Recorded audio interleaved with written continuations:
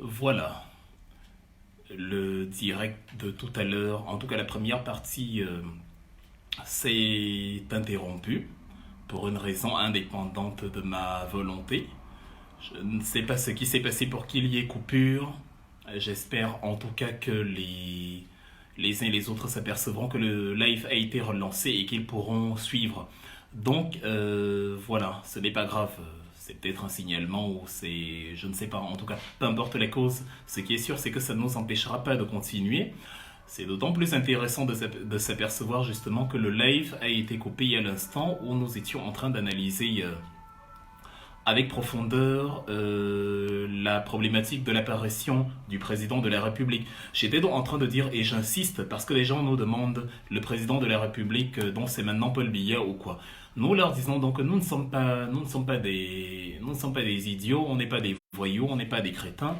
Bien au contraire, posez-vous la question, ceux que vous avez qualifiés d'insurrectionnistes sont curieusement en train de dire que ça ne les dérange pas du tout que Paul Biya prenne la parole exceptionnellement parce que c'est une crise sanitaire. Nous disons que oui, on accepte qu'il est le président maintenant, il n'y a absolument pas de problème. C'est-à-dire, nous allons régler nos problèmes politiques après. Mais comme il est le président, parce que justement vous voulez qu'on le reconnaisse comme président, on dit ça c'est génial. Maintenant, s'il est le président, qu'il fasse donc ce pourquoi il est président.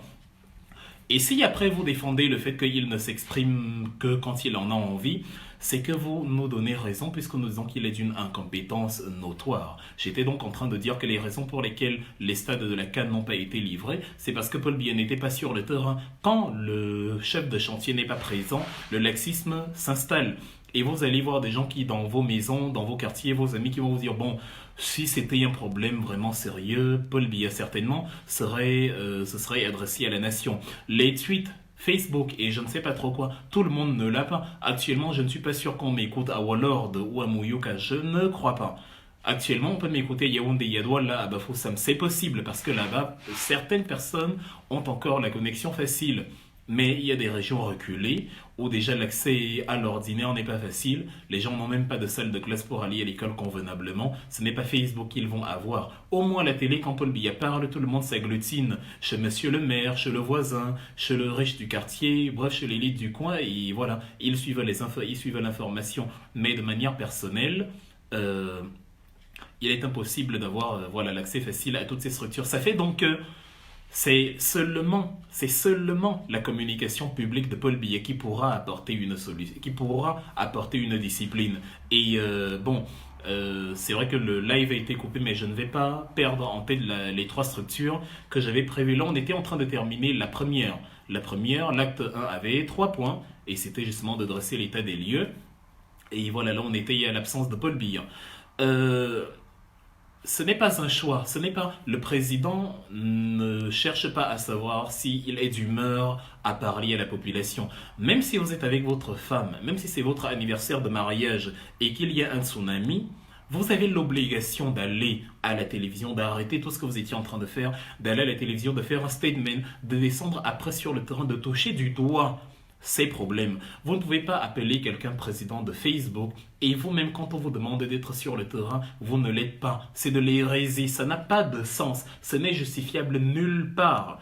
Toutes les entourloupes que vous faites, au contraire, on vous demande, mais est-ce que toi-même, en allant voter pour celui-là, tu l'as voté pour qu'il ne soit jamais là, ou pour qu'il écrive 2 phrases sur Facebook que Ferdinand Gango et son staff sont en fait en train d'écrire à sa place. Actuellement, il est clair que Paul Biya n'est pas en bonne santé. Vous pouvez dire ce que vous voulez, il est malade. Il est malade de un parce que quand on a 86 ans, on est malade. Il est malade de 2 parce que même comme il ne s'exprime pas souvent, quand c'est chaud, quand ça menace son pouvoir, il s'exprime comme en février. Il est malade de 3 parce que ceci, même si ça ne menace pas son pouvoir, il se serait quand même déjà exprimé. C'est quand même depuis plusieurs semaines, on y a presque un mois que le Cameroun est englué dans la crise coronavirus. En un mois de crise, Paul Biya ne s'exprime pas. Pourquoi il ne s'exprime pas? Est-ce que c'est parce qu'il ne veut pas s'exprimer? Oui, d'habitude, il ne veut pas s'exprimer. Mais il ne s'exprime pas parce qu'il ne peut pas s'exprimer. Et quand il va s'exprimer, s'il arrive à se relever de sa maladie, on va rafistoler. Vous vous souvenez de la vidéo l'annonce du dialogue national On a fait plusieurs vidéos qu'on a compilées. On a mis vidéos en direct, mais évidemment, c'était pas en direct. On a fait plusieurs vidéos qu'on a compilées. On voyait bien comment les vidéos étaient juxtaposées. Parce qu'il parlait une fois, et après, il fallait voilà, réorganiser tout. Parce que tenir, rester, garder la laine pendant comme ça toute la durée du discours, même d'une vingtaine de minutes, il n'en était pas capable. On l'a vu sur l'escalier, comme il avait du mal à monter sur le perron de l'Élysée. Il était aidé par Macron et un de ses collaborateurs. On l'a vu à la réception au Palais de l'Unité, où comment il n'arrivait plus à lever les mains. On va dire, bon, peut-être qu'il avait serré les mains pendant longtemps, oui, mais normalement, un dernier salut, ce n'est pas très compliqué.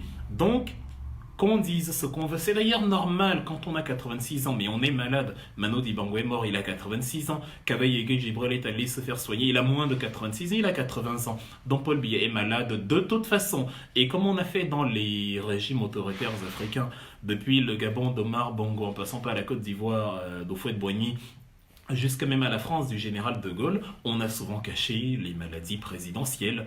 C'est-à-dire c'est une pratique courante pour ne pas divulguer une information précise. Mais il faut qu'on le dise. Et comme ça, Nian Jifenji prend ses fonctions, il assure l'intérim, parce qu'il faut de toute façon une personnalité à la tête. Mais Nian Jifenji lui-même ne pourra pas assurer l'intérim, parce qu'il est peut-être même encore plus malade que Paul Biya. J'ai eu un pincement, mais terrible, en voyant la difficulté qu'il avait à marcher sur une vidéo il y a quelques jours. Là, c'est assez incroyable. Tu aimerais lui poser les questions, mais grand-père, pourquoi tu ne restes pas assis sur ta véranda à manger des colas et à regarder jouer tes petits-fils devant toi? Pourquoi tu te tortures ainsi? Mais c'est quoi cet amour du pouvoir? Mais qu'est-ce que c'est que ça? C'est-à-dire, attends, Clément, un autre vieillard, on l'a obligé à supporter des jours et des jours de débat au Conseil constitutionnel. Alors qu'on aurait pu céder la place à quelqu'un de plus vigoureux. On a vu cette difficulté à comprendre les questions qui lui étaient posées. On a vu ses réponses hors sujet aux doléances qui lui étaient administrées. Mais ça fait mal à votre place. Comment vous faites pour regarder cela et le supporter? C'est assez invraisemblable. Donc, la question... Où est Paul Biya est répondu par l'affirmative. Il n'est pas en santé, il n'est actuellement pas en position de faire un discours. Autour de lui, les gens s'affairent pour qu'il aille mieux, qu'il essaye de faire un statement, mais ce n'est pas si facile que ça. Même si le président ne rédige pas lui-même ses discours, quand on a fini de rédiger un discours, on les lui amène, il lit, il voit, il coche qu'est-ce qu'on peut changer, qu'est-ce qu'on peut, voilà. On l'informe de la situation, il essaye un peu d'établir quelques mesures, il demande qu'on écrive et tout, et voilà. Mais quand il ne va pas bien, on bricole. Et c'est donc pour ça que dans les mesures que les gens ont annoncées, vous voyez, c'est bricolé. Ça nous amène à la partie 2, qu'est-ce qui a été fait? Qu'est-ce qui a donc été fait? L'administration Biya a élaboré 13 mesures. Mais dans ces 13 mesures, vous allez bien voir qu'il y a des répétitions. Dans la mesure 1 et 2, on vous dit le Cameroun a fermé ses frontières. Et à la mesure 2, on vous dit les visas d'entrée au Cameroun sont annulés, sont suspendus. Mais si le Cameroun ferme ses frontières, ça veut dire que les frontières, que les visas sont suspendus. Je veux dire, ça va de soi. Quand tu donnes le visa et que tu fermes ta frontière, ça sert à quoi d'avoir le visa? La personne n'entre pas. Donc c'est exactement la même mesure. Le point 1 et 2 sont un même point. Le point 1, 2 et 12. Parce que la mesure 12, c'est encore la même chose. Les personnels publics, les acteurs publics, les administrateurs de l'État ne pourront plus voyager à l'étranger. Il n'y a plus de mission publique. C'est une double répétition parce que non seulement on a déjà dit que les frontières sont fermées, mais en plus, de toute façon, vous n'allez pas à l'étranger sans l'accord de cet étranger-là. Si Kavaye Gibrel dit maintenant qu'il va aller en France, il n'a aucune chance d'atterrir en France. La France ne va pas le laisser arriver parce que la France ne veut plus des gens sur son territoire. Même pour faire venir les masques, ils ont ouvert ce qu'on appelle le corridor aérien. Donc, des masques sont venus de Chine, 1 milliard de masques, mais ce n'est pas comme si on pouvait dire, bon tiens, je vais en Chine, je vais me balader. Même sur le sommet, le G7, le G20, on le fait en vidéoconférence parce que même les présidents ne voyagent pas. Même eux, ils peuvent être malades. Ils vont serrer la main à qui va accepter leur serrer la main. Donc, ça ne sert à rien d'être présent sur place, on discute par vidéoconférence. Ça fait donc que les voyages à l'étranger, qu'on a déjà dit à la mesure 2 et à la mesure 1, c'est un seul et même article. Donc sur 13 mesures, vous en enlevez déjà 1, 2, parce que dans 3 mesures déjà, c'est la répétition de la même chose. Les mesures 3 à 5, on vous dit Sur la mesure 3, les établissements sont fermés. La mesure 4, pas de rassemblement de plus de 50 personnes, mais si les établissements sont fermés, évidemment, on n'aura pas plus de 50 personnes. Les classes en Afrique ont en moyenne 50 à 100 élèves. Donc, si on dit plus de rassemblement de 50 personnes, ben c'est la même chose. C'est le même paragraphe, c'est la même ligne. Plus de classe, ce n'est pas deux mesures différentes. Et après, on met une autre mesure, on dit voilà, les jeux FENASCO sont annulés. Mais c'est quoi? Enfin, on réécrit la même chose en d'autres mots. Il manquait qu'on dise seulement les partoses sont interdites parce que les partoses se font à plus, ou les orgies se font à 10, 15, 20 ou 200. Donc, on dit quelque chose en un mot ici, on le dit après en une autre phrase, et on vous dit il y a 13 mesures. Non, les mesures 1, 2 et 12 sont une seule et même mesure. Les mesures 3 à 5 sont une seule et même mesure. Ça fait deux mesures, alors qu'on a déjà a priori 6 mesures. Sur les 6 mesures, dont la moitié déjà n'a fait que 2 mesures. Maintenant, sur les mesures 7, on dit distanciation de plus d'un mètre. Bon, maintenant, il faut qu'elle soit appliquée, parce que je ne sais pas si dans les supermarchés, quand il faut faire ses courses, on a établi les intervalles, on a tracé les lignes par terre. Est-ce que c'est respecté?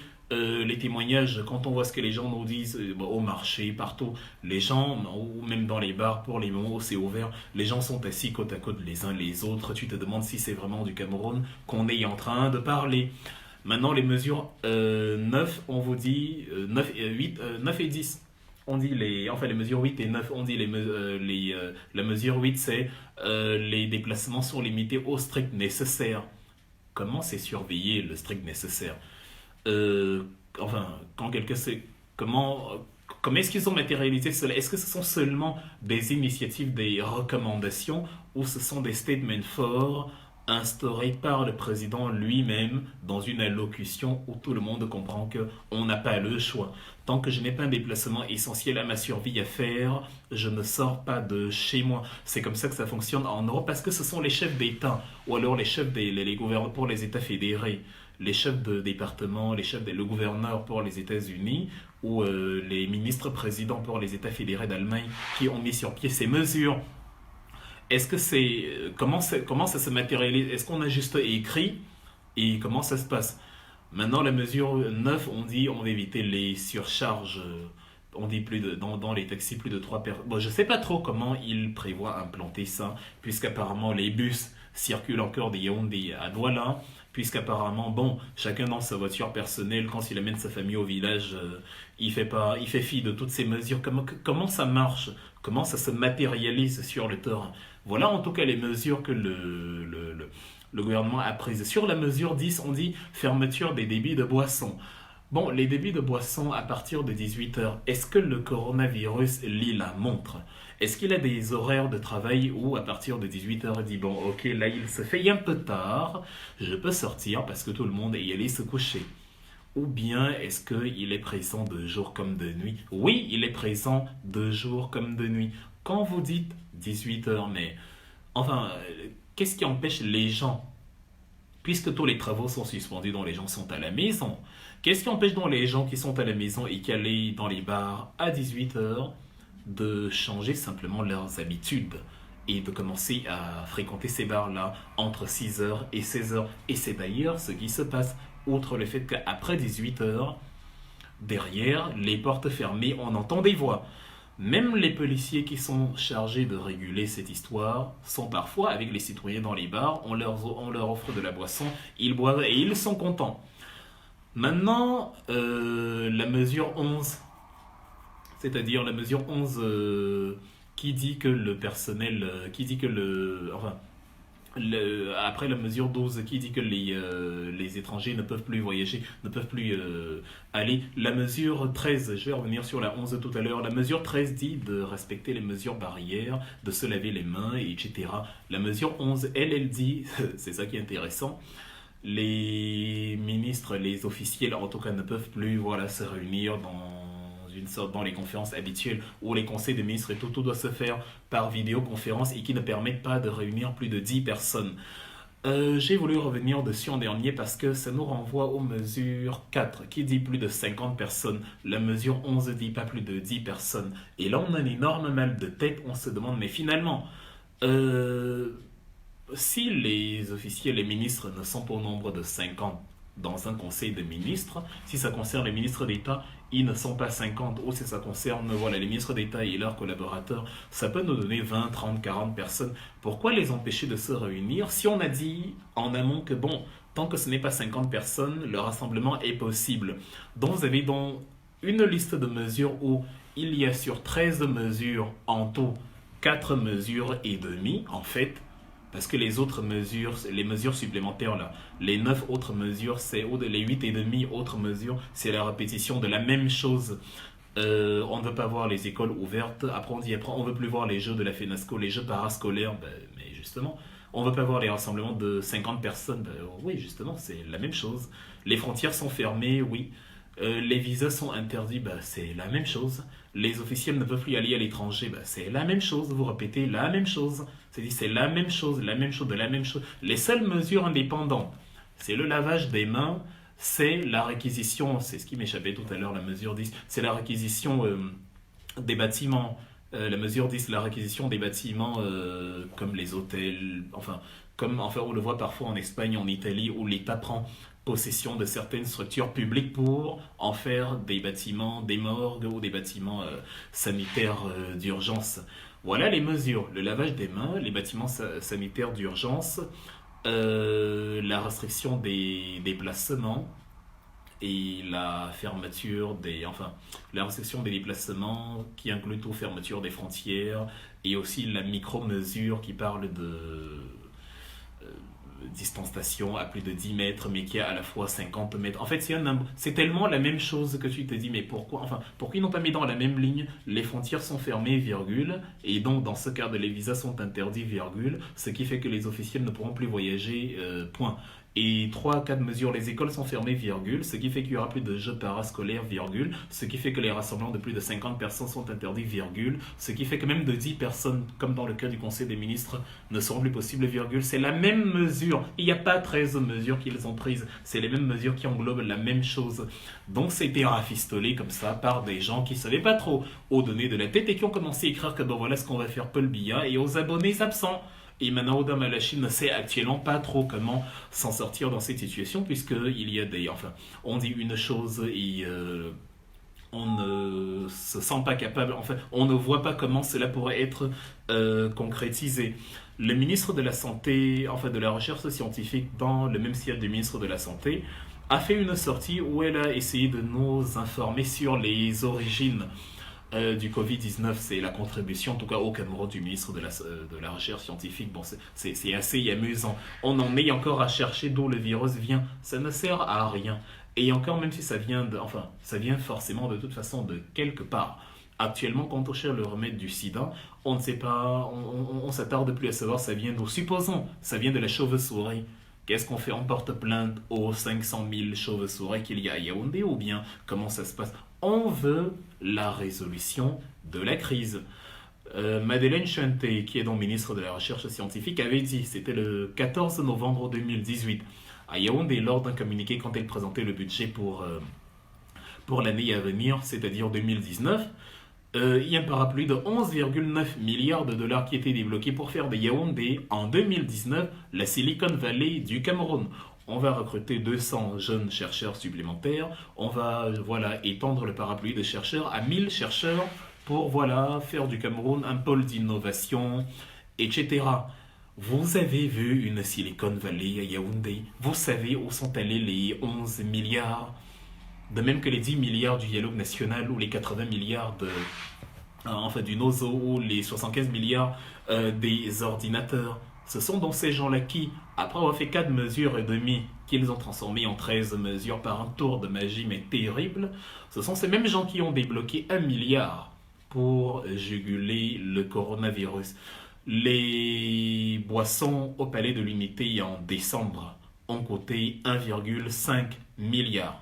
Les stades de la CAN ont coûté 3 000 milliards, la moitié du budget de l'État, 3 000 milliards. Mais on vous dit que le coronavirus va être réglé avec un parapluie d'1 milliard, au point où on vous demande de cotiser. C'est ça le fameux fonds de solidarité qu'ils ont créé, le fonds de solidarité qu'ils ont mis sur pied. Donc, On n'a pas d'argent pour les problèmes véritables. On n'arrive pas à fermer les frontières pour empêcher la maladie, mais on le fait pour le MRC. On n'a pas d'argent pour la santé, mais on le fait pour la boisson. Comme je dis, systématiquement présent là où ils doivent être absents.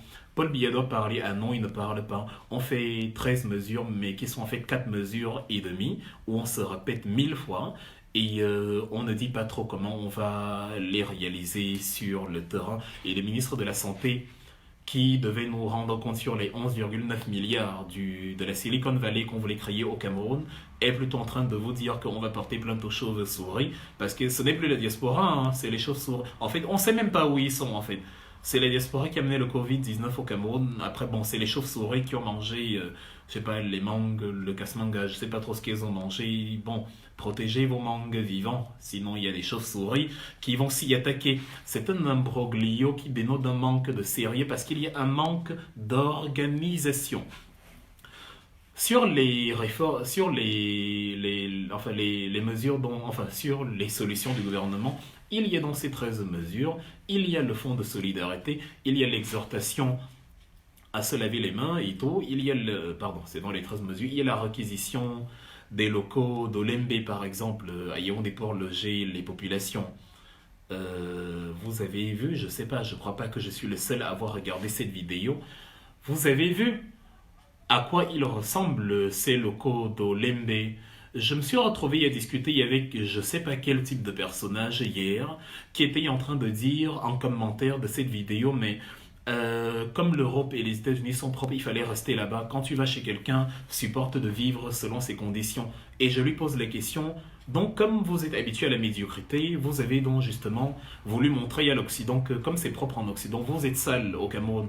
Vous n'avez que des structures sales à mettre à disposition de la population. Est-ce que ta mère ou ton père peut aller là-bas? Tu reçois les images et tu dis à ton père, papa, maman, il faut gérer, on s'en fout. C'est gère de toute façon. Qu'est-ce que tu veux? C'est normal, c'est bien. Les toilettes sont toutes rouges. Le sol est totalement poussiéreux. Il n'y a pas de mobilier. Il n'y a rien du tout. Mais tu dois te réjouir parce que bon, parce qu'on t'aime beaucoup. La magnanimité de Paul Biya a fait on t'a trouvé un lieu pour la quarantaine. Même si dans ce lieu, c'est-à-dire tu vas ingurgiter tellement de poussière que ça va finir sur autre chose. Même si les toilettes sont inquiétantes, rien qu'à l'œil nu, c'est à peine si tu ne sens pas l'odeur en regardant l'image.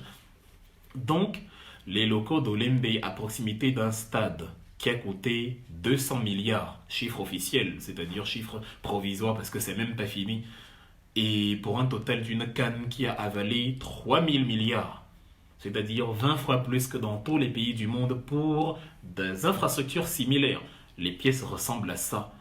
L'eau ne fonctionne pas, les toilettes ne ressemblent à rien, il y a de la poussière. On n'a même pas essayé d'appliquer des mesures élémentaires d'hygiène. Voilà le pays. Et on vous dit au nom de l'Union sacrée, vous devez y applaudir. Au nom de l'Union sacrée, vous ne devez pas critiquer. Parce que la critique signifie que vous essayez de déstabiliser le pays. Ils font de la récupération politique en voulant que vous applaudissiez les bienfaits de Paul Biya et ils ne veulent pas que vous questionnez la médiocrité de la politique qui est mise en place. Mais regardez les photos, regardez là où on veut loger des gens. C'est vrai, on a couché des gens en Espagne et en Italie dans des bâches sous des tentes, parfois à même le sol. Mais c'était de un, parce qu'il n'y avait plus assez de lits, parce qu'il n'y avait plus de structures suffisantes, et de deux, c'était propre. C'est-à-dire, c'était pas poussiéreux, c'était pas... Non, c'est sur le sol, mais au moins il y a un minimum de propreté. Si vous avez les 10 000 morts d'Espagne, si vous avez 90 000 cas comme en Espagne, si déjà à l'heure actuelle on fait coucher les gens dans la poussière, mais si on se retrouve à 10 000 cas comme en Espagne, on va faire coucher les gens sur les rails, là où le train passe, dans les poubelles, on va prendre les bacs à ordures sans les laver et les mettre dedans en disant couchez-vous là, c'est vos lieux de quarantaine parce que nous n'avons pas de locaux. Regardez déjà comment on commence à transpirer alors que le virus est à peine à ses débuts et qu'il est encore au début de son accélération. Qu'est-ce que ça va donner après? On a passé le temps à se bomber le torse, à accuser les États occidentaux en disant mais eux-mêmes, regardez, avec leurs grandes mesures, ils n'ont rien fait, ils sont nuls, ils doivent s'occuper de leurs affaires. Ah, rassurez-vous qu'ils s'occupent de leurs affaires. Encore heureux parce que quand ils s'occupent de nous, c'est jamais pour notre bien. Mais rassurez-vous qu'ils s'occupent de leurs affaires. Et quand nous serons appelés à nous occuper de nos affaires, je ne crois pas que nous, on va fournir au moins le 10e de la réponse qu'eux, ils fournissent. Parce que si c'est la France qui avait 200 cas, ou l'Italie, ils auraient géré ça, mais comme si de rien n'était, personne ne serait allé en quarantaine dans un endroit poussiéreux et on n'aurait pas sorti 1 milliard, enfin encore que 1 milliard d'euros c'est beaucoup, mais 1 milliard de francs, mais attendez, qu'est-ce que c'est? C'est-à-dire, non mais l'État, 1,5 milliard pour la boisson, 3 000 milliards pour des stades, le foot, mais on débourse moins, c'est-à-dire 100 fois moins, 1000 fois moins, parce que, enfin pour une urgence sanitaire. Donc ça montre où sont les priorités. Ça montre où sont les priorités d'un gouvernement. Ça montre où il est amené à débourser. Là, on vous dit dans ce fonds de solidarité, il faut abonder. On utilise de gros mots, de jolies phrases pour vous amener à sortir de l'argent.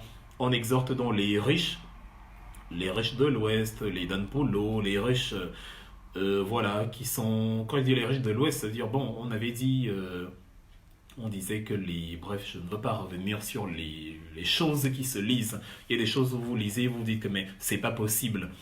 On a chassé les gens à Ibolova parce qu'ils n'étaient pas des autochtones, des allogènes, on les appelait. On a dit rentrez chez vous. On a dit au mototaximène de San Mélima que le mototaxi vous appartient. Il faut d'abord vous avant les autres. On a dit aux commerçants, les commerçants qui viennent d'ailleurs doivent faire profil bas devant les commerçants autochtones. Mais devant la crise sanitaire, on reprend ces gens-là et on dit contribuer, chacun doit contribuer. Tout le monde est soudain devenu camerounais. Les principaux responsables de la fortune publique avec des sommes incroyables détournées qu'on retrouve dans des comptes. Même ces sommes-là, on n'arrive pas à les débloquer pour subventionner la santé. Les 11,9 milliards de Madeleine Chuente ont disparu. Il n'y a pas de Silicon Valley, mais il n'y a pas de milliards non plus. Mais on demande de cotiser, on vous dit débourser 11 milliards à débourser, cotiser pour ajouter au 1 milliard. Dans les pays européens ou africains ou sud-américains, il y a eu des fonds, mais colossaux, qui ont été débloqués par l'État. L'Italie avait déjà annoncé au tout début un parapluie de 26 milliards. Après, ils ont continué à grimper. On est 100, 200, 300 milliards. La France était à 300 milliards. L'Allemagne, 350 milliards, 500 milliards. Les États-Unis sont allés à 2% de leur PIB, 2000 milliards. Dont les États déboursent des sommes déjà terribles. Même le Sénégal, la Côte d'Ivoire, vous entendez, 1000 milliards, 1200 milliards de francs CFA. Et là, donc, quand quelqu'un comme Sadio Mané sait que son pays a déboursé énormément d'argent pour subventionner la santé, il n'a pas de problème à sortir, comme il l'a fait le 19 mars dernier, à sortir 45 000 euros, c'est-à-dire près de 30 millions de francs CFA de sa poche personnelle pour apporter sa contribution. Lionel Messi, le joueur du Barça, ainsi que tous les joueurs du Barça, ont renoncé à 70% de leur salaire pour aider l'Espagne, parce qu'il est presque espagnol, il y a grandi depuis ses 13 ans, à sortir. Et aussi en Argentine, il a contribué. Cristiano Ronaldo a contribué pour l'Italie en renonçant à 1 mois et demi de salaire, soit 4 millions d'euros. Il est allé dans son pays, au Portugal, à Lisbonne. Il a offert au CHU de Lisbonne deux pièces d'urgence de traitement avec une capacité de 10 lits chacun et tout le matériel qui va avec, le matériel respiratoire, bref, tout le matériel médical possible. Il est allé à côté à l'hôpital San Antonio de Porto. Il a dit, voilà, je vais faire la même chose que j'ai fait à Lisbonne, la capitale. Ces gens sont encouragés parce qu'ils ont vu les efforts conséquents de leur État à faire quelque chose. Parce que tous les dirigeants de ces pays se sont exprimés, ont fait comprendre le sérieux de l'affaire. Vous êtes de la Paul Biya ne parle pas. Les Camerounais évoquent encore à leur quotidien, tout le monde rigole, on vous dit que le coronavirus n'existe pas, mais vous demandez aux gens de faire ce que les gens ont fait ailleurs, pendant que votre président est incapable de faire ce que les autres présidents ont fait ailleurs. Si vous pensez que la parole de Paul Biya ne va rien donner, sachez donc que pour que les gens déboursent de leur poche, ils ont besoin que le président le leur demande. C'est en général comme ça que ça fonctionne dans le monde. Sinon, ils vont décider, vous n'allez rien leur faire. C'est leur argent personnel. Ils vont décider de soigner eux et leur famille et les autres vont mourir. Ils ne sont pas obligés de le faire. La seule voie capable de créer une vraie coordination nationale, de créer l'union sacrée, comme vous dites, l'union sacrée autour de qui? Autour d'un homme invisible. La population peut dire la condition de l'union sacrée est que le garant de l'union sacrée nous le demande de sa propre bouche pas sur Facebook, il y a des faux profils sur Facebook. On a piraté les sites de la NSA, de la NASA, on a piraté les sites, on a piraté le téléphone d'Angela Merkel. Ce n'est pas compliqué, même un voyou du quartier peut pirater la page Facebook de Paul Biya et écrire l'union secrète autour du président de la République. Paul Biya ne connaît pas lui-même le mot de passe de son propre Facebook. Et vous nous dites que Paul Biya a initié un décret, a décrété l'union secrète, a signé les 13 mesures envoyant par plus de 1 milliard de francs. Mon Dieu, c'est assez. Je ne sais pas si vous vous relisez, si vous réécoutez en disant cela. Donc, les mesures prises par l'administration camerounaise contre le coronavirus sont faibles. Elles sont faibles de 1 parce que les 13 mesures ne sont pas 13 mesures, je l'ai déjà dit. De 2 parce que Paul Biya ne s'exprime pas pour matérialiser le sérieux de l'affaire. De 3 parce que les fonds alloués ne suffisent pas. Et de 4 parce que dans l'implémentation, on va se heurter à beaucoup de problèmes. Par exemple, sur le secteur du confinement, qui aurait pu être évité, je dis bien il aurait pu être évité, si depuis le début de l'année on avait fermé les frontières, on aurait eu 5-6 cas de Covid-19, on aurait confiné les suspects qui étaient quelques centaines, 100, 200, et c'était fini, personne n'entrait, personne ne sortait du Cameroun, tout le monde continuait à faire ses business, personne n'était obligé de rester enfermé à la maison, vous auriez un avantage sur nous terrible qui sommes en Europe, parce que nous on est coincés dans nos maisons, je n'ai même plus besoin qu'on me menace d'entrer à Kondengue, j'y suis déjà.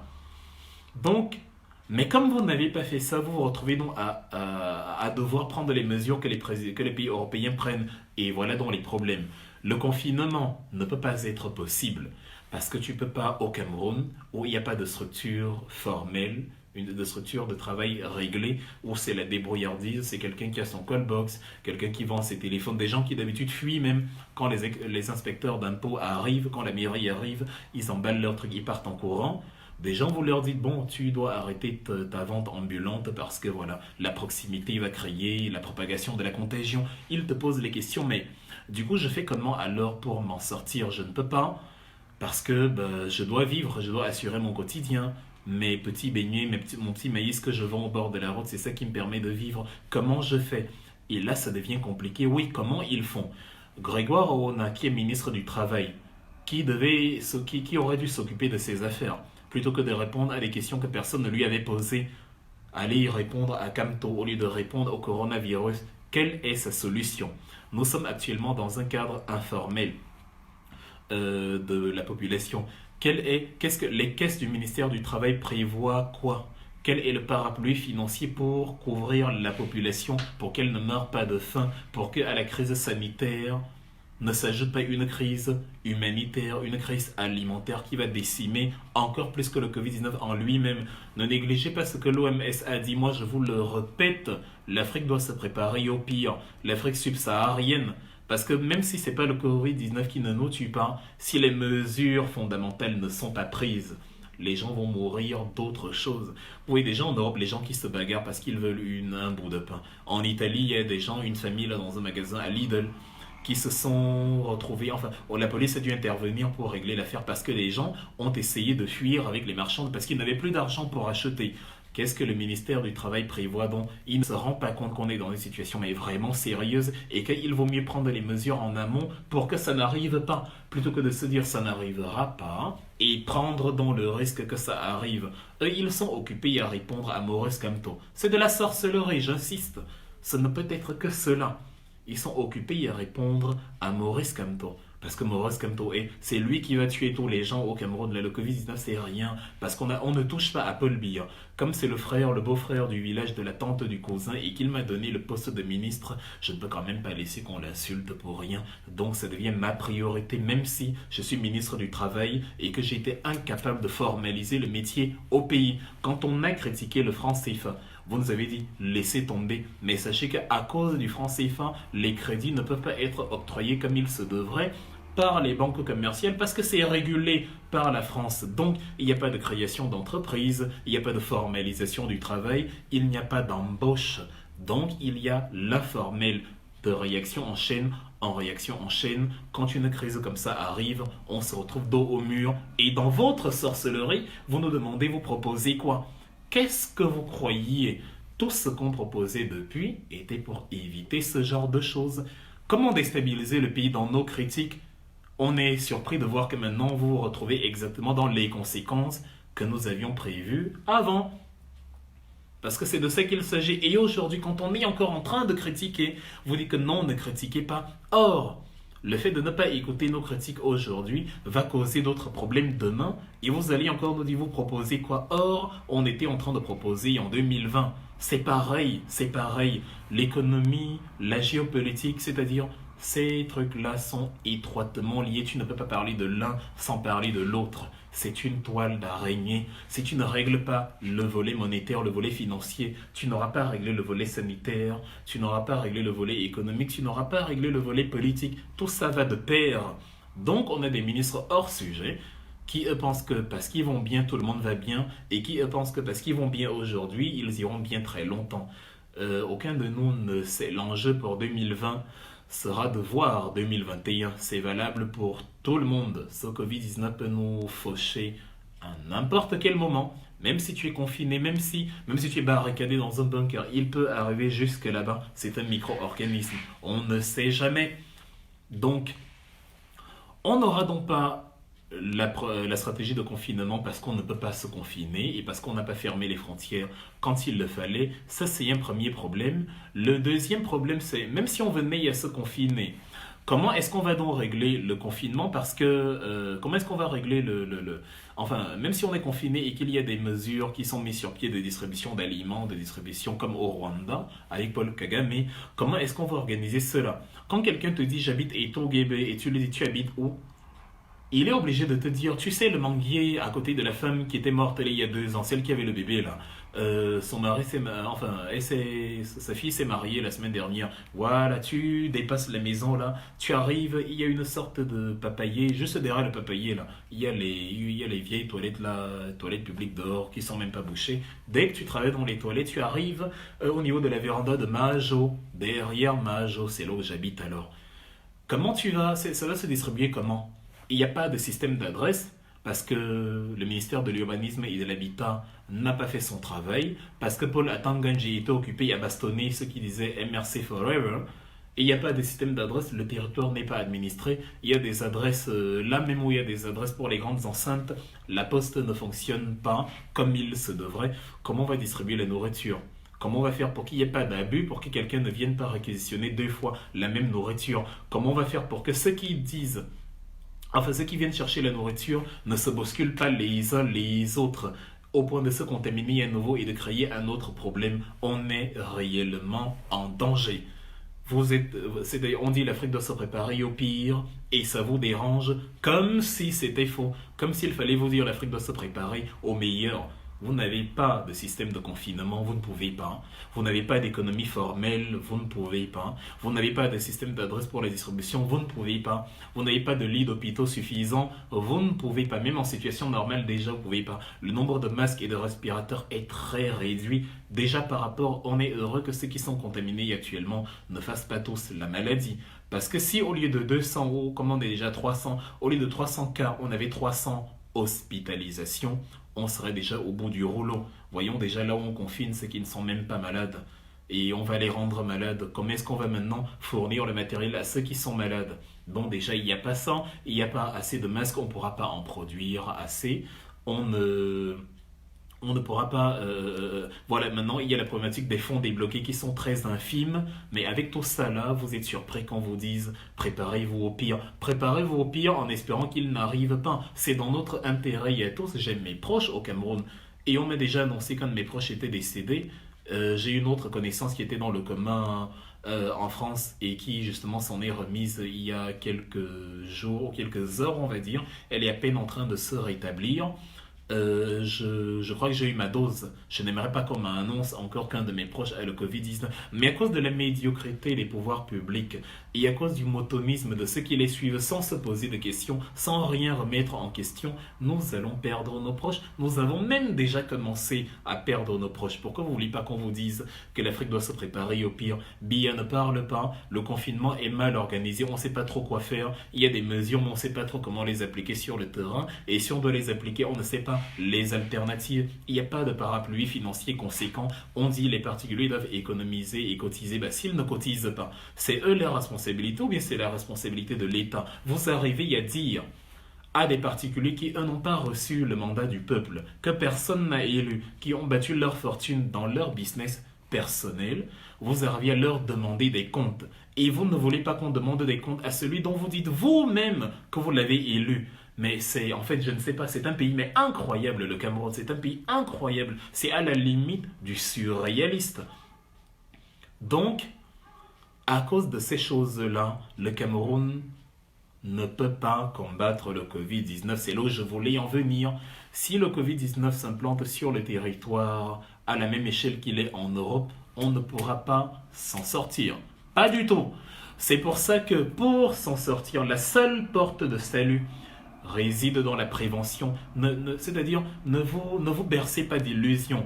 Vous allez voir, on va écrire là-bas que oui, on a réquisitionné 3 lits d'hôpital. Ah oui, on a fourni 6 respirateurs. C'est rien du tout. Ce n'est rien du tout. Quand la France et la Grande-Bretagne, les États-Unis, l'Espagne, ces pays qui se retrouvent en pénurie de masques, ce n'est pas parce qu'ils ne peuvent pas fabriquer de masques. C'est qu'ils ont délocalisé les pôles de production, de 1, et ce qu'ils peuvent fabriquer sur place est très réduit. Et comme les gens sont confinés, vous ne pouvez pas demander aux gens d'être confinés et d'aller travailler en même temps. On est donc obligé de se replier sur la Chine, qui elle non seulement a l'habitude du masque, mais qui elle a la main d'œuvre pour fournir beaucoup de masques en très peu de temps. Donc on réquisitionne les Antonov, les avions ukrainiens, les avions soviétiques là, russes de plusieurs milliers de tonnes, qui sont actuellement les plus gros avions de fret de marchandises dans le monde. On les réquisitionne pour transporter tout cela. Mais nous, déjà même l'entreprise de fabrication de masques locales, nous ne l'avons pas. Donc, on doit comprendre que si on ne prévient pas en amont, si on laisse venir sur notre terrain le même nombre de cas que celui-là en Europe, on va juste attendre que l'épidémie finisse et voir qui est mort et qui est resté en vie. Le reste ça ne servira à rien. Chacun va se débrouiller à la maison avec son citron, son matango, son bref, ce qui peut soigner. Ce qui est sûr, c'est qu'il y a des méthodes artisanales qui fonctionnent, c'est clair. Nous avons des systèmes immunitaires différents. Je peux avoir le Covid-19, je prends de l'eau au citron, ça me soigne. Toi, ça ne marche pas. C'est pour ça qu'il faut des médicaments homologués. C'est pour ça qu'il faut des médicaments standards, où on sait qu'à 80% des cas, 90% des cas, ça va soigner. Par exemple, quand je dis j'ai mal à la tête, on me donne du paracétamol. Je sais que dans la quasi-totalité des cas, si c'est un mal de tête ordinaire, ben, ça va me soigner, quel que soit mon système immunitaire. Donc, la prévention elle consistait d'abord à fermer les frontières. Comme on n'a pas fermé à temps et que le verre est dans le fruit, elle consiste aujourd'hui. C'est-à-dire, ça doit être clair. Je vais vraiment essayer d'élaborer ça de manière claire pour qu'on ne dise pas qu'on ne propose pas de solution.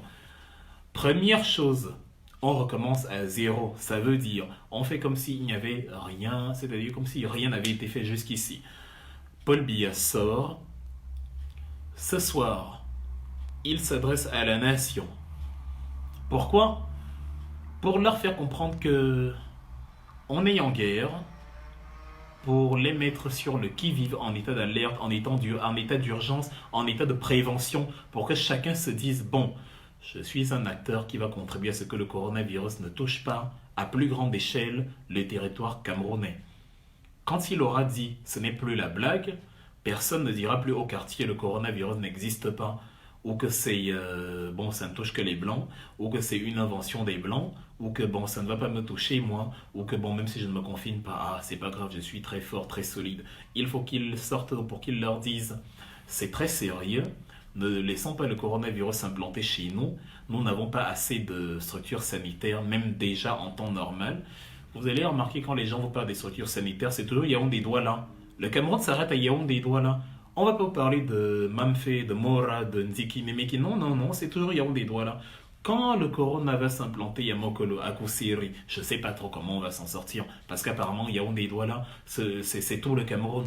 Parce que là-bas, il y a l'électricité, parce qu'il y avait les kits de survie, parce que là-bas, on peut encore même écouter ce que Paul Biya a écrit, lire ce que Paul Biya a écrit sur Facebook. Donc, il se réunit, il sort. Et il met donc la population en alerte en leur disant: mes chers compatriotes, la situation est sérieuse. Nous n'avons pas assez d'infrastructures pour juguler le fléau déjà en temps normal. Imaginez ce que ça donnerait en ces temps difficiles. Ne nous fions pas à notre système immunitaire, ne nous fions pas à la chance, ne jouons pas à la roulette russe avec nos vies. Pratiquons les mesures préventives suivantes. Et là, il élabore dans les mesures préventives, si c'est le confinement, il élabore les alternatives au confinement. Si je demande à tout le monde de rester chez lui, voici ce que je lui propose. Si je demande aux gens de respecter une certaine distance de sécurité, je dis, bon, je veux voir des intervalles dans chaque commerce. Je veux que partout on trace, même si c'est à la poudre comme les arbitres ou à la peinture, dans chaque marché tout est régulé, on ne s'approche pas d'un mètre. Je veux que ces distanciations soient respectées. Les mototaximens qui par exemple ont besoin de faire leur commerce pour subvenir à leurs besoins, ça au moins c'est un métier un peu formel qui peut être prouvé parce qu'ils ont des numéros.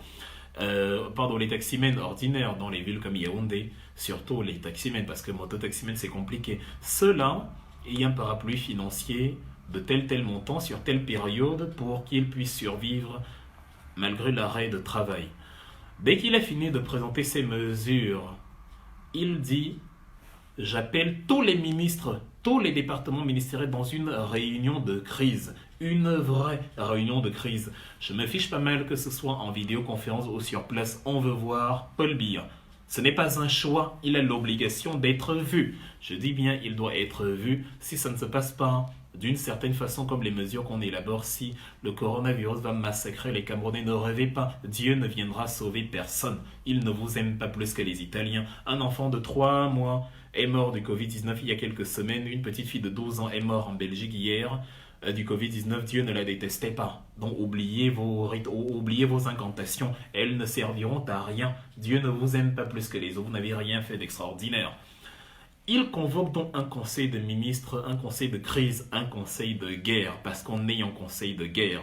Il demande à chaque ministre: Grégoire Ouna, au lieu de parler de Camto, qu'est-ce que tu as à me proposer sur cette histoire d'économie informelle? Je veux que tout le monde soit confiné chez lui, que personne ne sorte plus de la maison, pour qu'il n'y ait pas de mélange et donc de contamination accélérée. Mais maintenant, il faut que ces gens-là mangent. Qu'est-ce qu'on peut faire? Quel est le pourcentage de métiers formels? Combien penses-tu qu'ils sont dans l'informel? Et comment les accompagner? Bon, il faut les nourrir. J'aimerais établir un parapluie alimentaire. On demande au ministre de l'économie, au ministre des finances, au ministre des marchés publics même, quelles sont les potentialités? Le grenier camerounais contient quel taux de réserve? Qu'est-ce qu'il y a? Ça peut faire survivre combien de populations pour combien de temps? Et comment on peut organiser la distribution? Là, on appelle le ministre de l'Urbanisme et de l'Habitat et on lui demande, bon, le Cameroun n'a pas de système d'adresse généralisé. Comment est-ce que ça s'opère sans que les populations n'arrivent à se coller? On appelle à Tanganji et on lui dit, comme tu es habitué à tabasser les gens, cette fois on va faire un peu autrement. Tu vas nous dire comment on va organiser la pédagogie policière. En France, dans ce que j'appelle pédagogie policière, quand tu es en France, on a dit comment ça se passe quand tu sors. On ne poursuit pas les gens en les tabassant. Pourquoi les Africains aiment s'animaliser? Pourquoi les Africains aiment eux? C'est-à-dire, ils n'aiment briller que dans la barbarie. Parce qu'il y a des gens qui vont dire, oui, on dit aux gens de se confiner, les gens n'appliquent pas, quand on va les tabasser, vous allez crier l'armée. Mais qui vous a dit que le contraire du confinement, c'est de tabasser les gens? En France, la police ne tabasse personne. Et encore, bon, il y a des abus policiers de temps en temps, mais ça c'est marginal. La police pratique une pédagogie du confinement. Des gens ont dit, vous sortez une fois, on vous verbalise, vous avez 200 € que vous allez payer. Vous sortez pour la deuxième fois, troisième, quatrième fois, ça monte à 3000 € et vous êtes même passible de 6 mois de prison. Le simple fait de savoir ça fait que vous ne sortez plus n'importe comment. De deux, pour sortir, on établit le canevas de sortie. Vous allez faire les courses. Vous allez dans votre lieu de travail essentiel à la nation parce que les activités qui permettent au pays de rester debout, les activités administratives, les activités, je sais pas, pour maintenir par exemple l'approvisionnement en eau, en électricité, bon encore que chez nous, en fait, en tout cas vous comprenez. Pour maintenir cet approvisionnement-là, vous maintenez, voilà, voici les gens qui peuvent sortir, travailler. Maintenant, pour sortir et travailler, soit vous faites comme en France, justement, avec une attestation dérogatoire où vous spécifiez, elle est disponible soit sur le site, soit sur... Bon, comme au Cameroun, c'est compliqué d'imprimer. On va pas demander beaucoup aux gens. Les gens ont leur téléphone. Les gens peuvent l'avoir par téléphone. Tu mets ton nom, tu la récupères sur le site, tu peux la remplir sur le téléphone. C'est très facile. On élabore un truc comme ça. En France, ce n'est plus le cas parce que bon, on veut ici que les gens aient un papier, voilà. Mais là où les gens n'ont pas la possibilité toujours d'imprimer et l'argent que ça va coûter, ils vous disent bon, le téléphone, c'est possible. Dans les grandes agglomérations, tout le monde a un téléphone. Donc on consigne où est-ce que je vais, pourquoi et où sont les preuves. Voici ça. Là, je peux sortir. Ça limite les déplacements.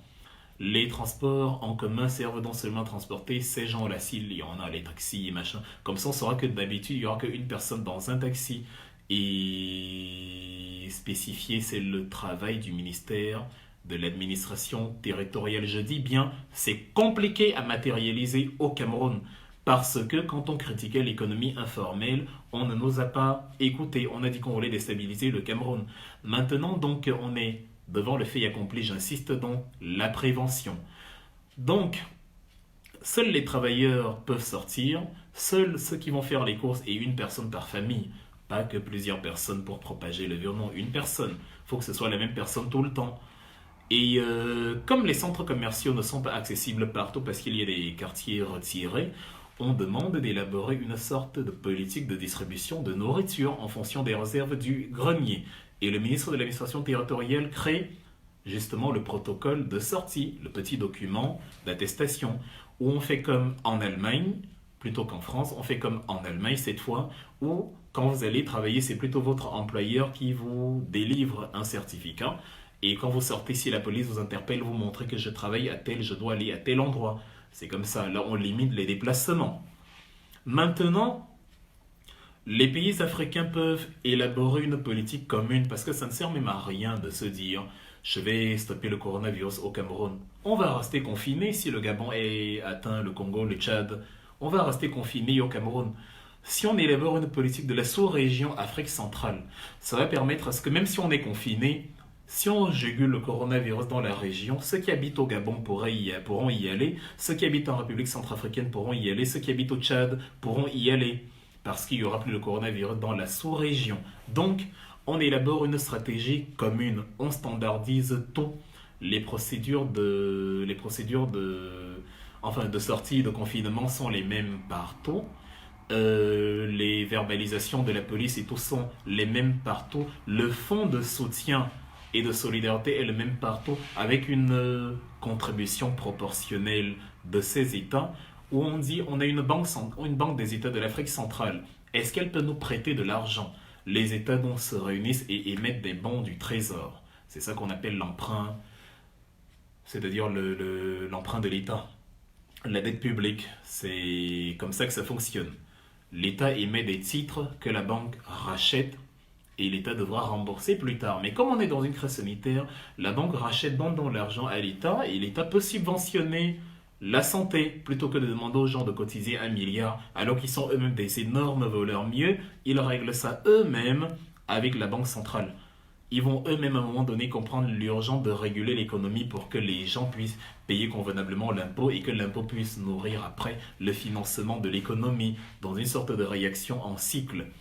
Donc, on fait donc un parapluie commun, on émet des bons du trésor commun, on fait une dette commune auprès de la Banque des États de l'Afrique centrale.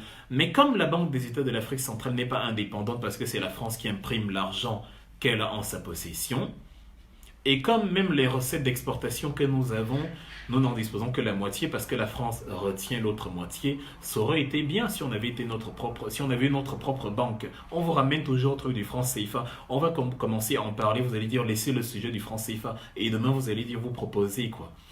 Comme on n'a donc pas de banque personnelle et si la BIAC a des limites, on peut aller auprès de la Banque africaine de développement et lui dire bon, le Nigeria a refusé l'offre de l'ONU pour soutenir contre le coronavirus et a débloqué eux-mêmes des centaines de milliards de naira pour régler la crise. Bon, La Banque africaine de développement a prêté près de 3 milliards au Nigeria l'année dernière. Le Cameroun peut donc aussi dire, bon, est-ce que tu peux aussi me prêter autant d'argent?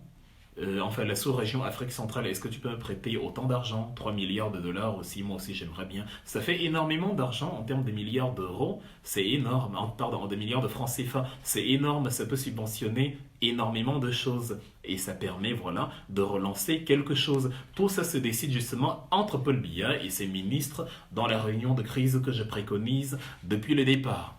Maintenant, les ministres de l'économie et le ministre des Finances. Je m'appelle l'ancien ministre de l'économie, des Finances à la mine Ousmane Mey, qui a extirpé sa femme de l'aéroport aussi quand elle est revenue à la mi-mars. Bon, il est encore au gouvernement actuellement. En tout cas, tous ces ministres qui sont chargés justement de la chose économique et financière, ils doivent justement établir comment on va pouvoir essayer de stimuler la production locale des moyens de protection.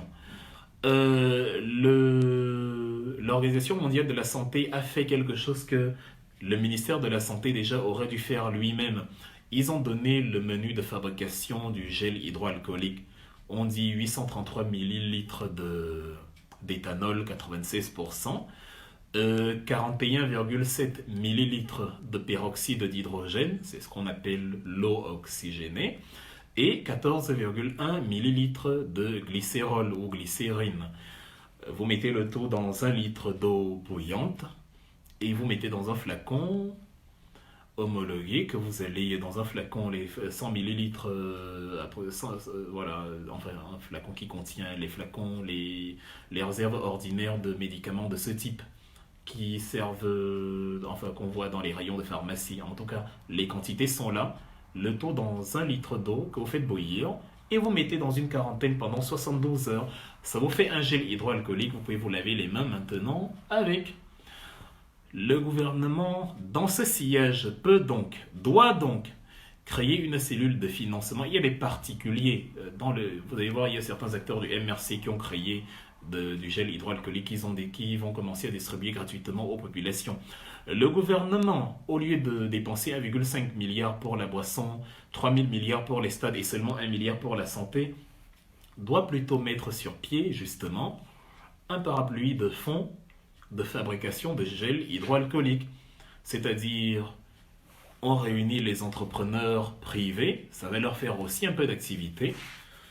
Ils réquisitionnent les stocks d'éthanol, d'alcool, machin nécessaires là où ils peuvent les réquisitionner. Ils fabriquent ce gel, on leur met des fonds à disposition pour acquérir et les flacons et tout ce dont ils ont besoin. Et voilà, on multiplie les circuits de distribution à travers le pays.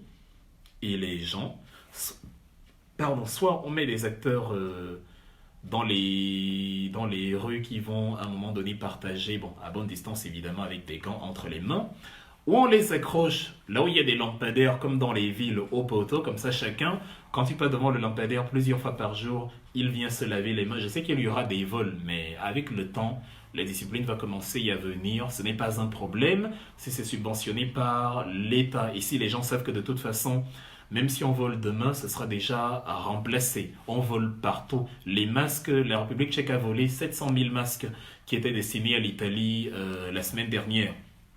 Et ils ont créé la rumeur selon laquelle on pensait que c'était des masques de contrefaçon et tout. Mais finalement, ils n'ont pas remis ces masques à l'Italie, ils les ont gardés. Ou la Chine a dit, il n'y a pas de problème, on va encore envoyer d'autres masques à l'Italie. C'est la course aux masques actuellement. Donc de toute façon, si on est un peu intelligent, ça peut conduire à la simulation de l'économie locale, où on dit, parallèlement au gel hydroalcoolique, est-ce que nous ne pouvons pas fabriquer nous-mêmes les masques de manière artisanale, ou alors de manière plus ou moins artisanale, de manière semi-industrielle. Il y a des acteurs privés, l'Afrique est initiée à la couture, beaucoup de gens savent coudre. On peut subventionner plusieurs acteurs privés.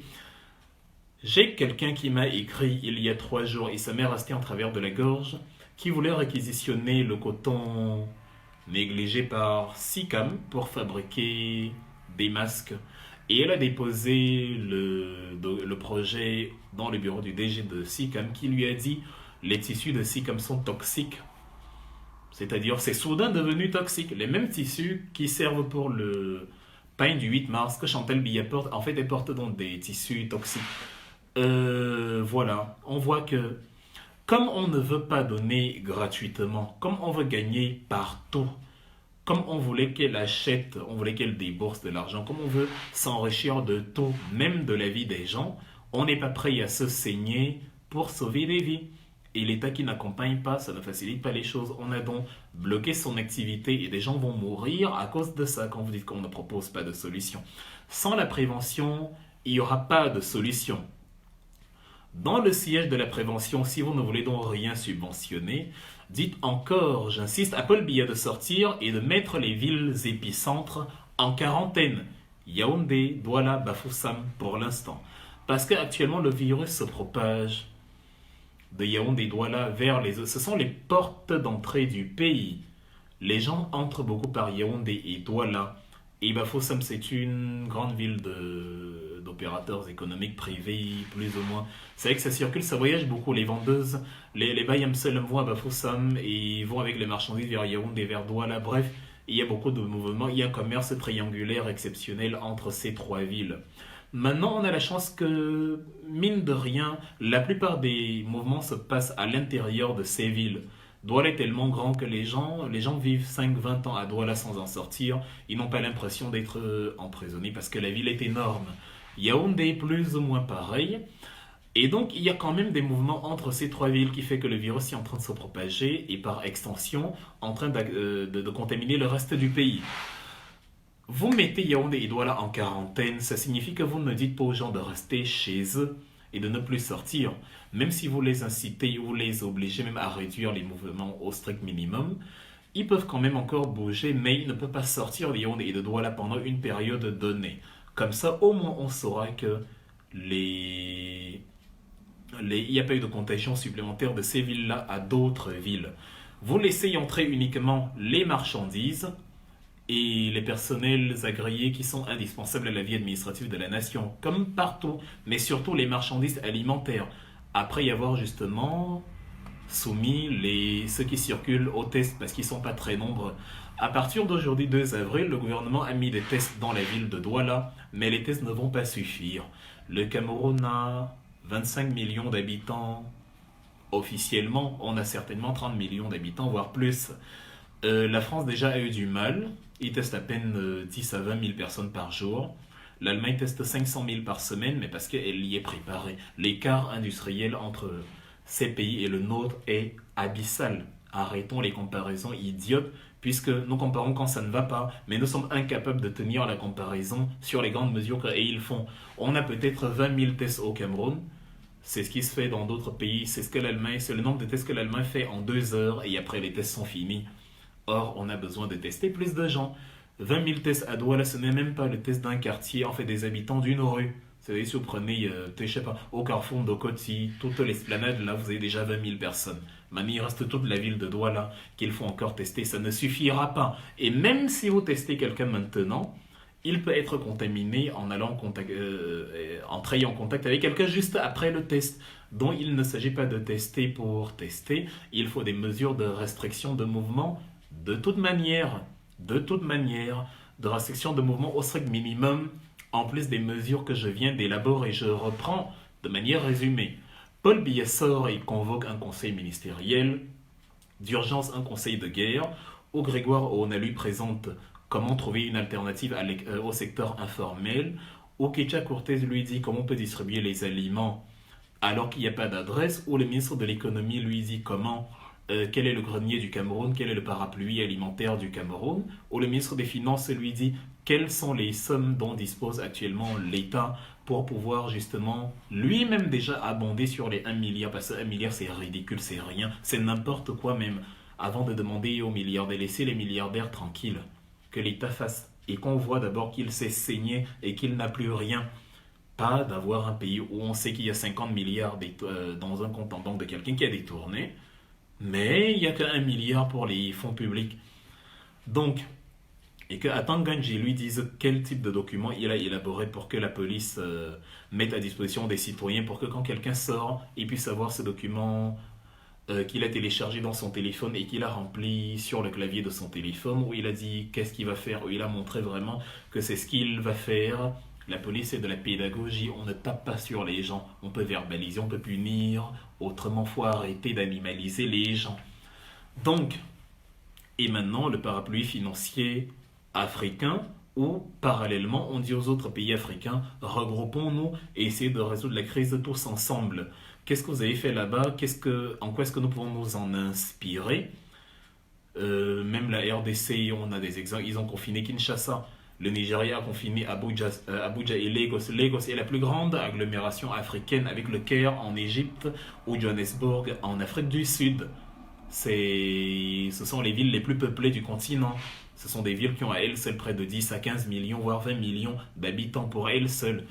Donc, on fait comme ça et on s'imprègne des solutions des autres et on applique un parapluie commun en disant la Banque africaine de développement nous prête de l'argent, la Banque des États de l'Afrique centrale nous prête de l'argent et voilà, on remboursera ça aussi communément. Mais en tout cas, comme on est commun, ça nous fait plus d'argent, ça nous fait voilà, des solutions commune et ça fait que quand on aura jugulé le Covid-19, on n'aura pas jugulé dans un seul pays mais dans une zone et les gens pourront déjà pour un début circuler librement dans ces zones. La mise en quarantaine de Yaoundé et Douala, la subvention de l'entreprise privée pour fabriquer le gel hydroalcoolique dont la formule est très simple mais ce n'est pas tout le monde qui aura 833 mg d'éthanol à la maison ou encore le glycérol. C'est pas tout le monde qui saura faire le mélange qui a des flacons.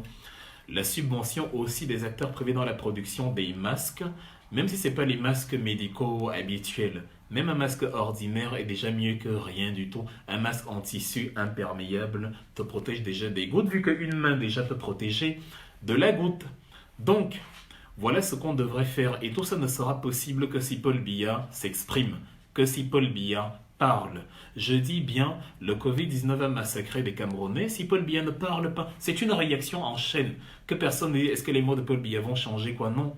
Le mot de Paul Biya absent va empêcher le sérieux de la population et des administrants qui va accélérer la propagation, qui va accélérer le nombre de morts, qui va accélérer la crise économique, qui va accélérer la crise sanitaire parce qu'il y aura d'autres maladies, qui va accélérer la crise alimentaire parce que l'organisation est mauvaise, comme avec la CAN, parce que l'autorité supérieure de l'État n'avait pas mis les pendules à l'heure, n'avait pas mis les points sur les i au cours d'un statement comme il le fallait. Voilà grosso modo ce qu'on peut faire dans un premier temps.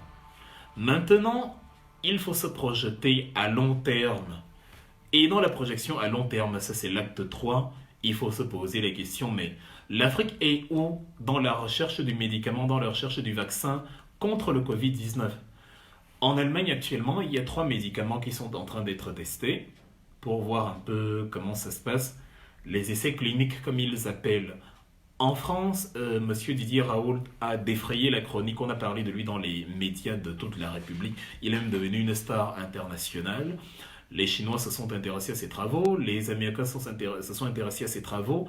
Même en Afrique, on a commencé à en parler. Bon, les pays, on voit donc que les pays, en tout cas tous les pays industrialisés, sont sur le pied de guerre pour essayer de trouver un médicament.